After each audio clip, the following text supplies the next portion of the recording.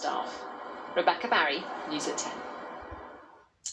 Well, on a night of new coronavirus restrictions being brought in the UK, there are also changes to quarantine rules for those arriving from abroad. People flying in from Thailand and Singapore will no longer have to isolate for 2 weeks, but anyone coming from Slovenia or Guadeloupe in the Caribbean will now have to quarantine. The changes come into effect at 4 a.m. on Saturday morning.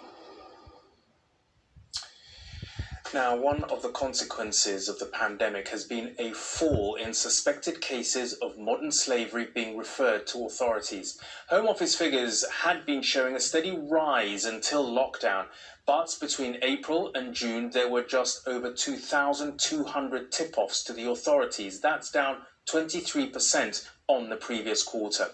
30% of adult cases were Albanian nationals, which was the largest group. 16% of suspected victims were from the UK itself and 8% were Vietnamese. The majority of women, 88%, were suspected victims of sexual exploitation. But these statistics only represent those the authorities are aware of. The true figure, it must be said, is likely to be much higher. And just to let you know, the voices of the women in our special report have been disguised in order to protect their identities. When night falls and the lights come on, a city's character changes. It's when ugly deals can be done in darkness.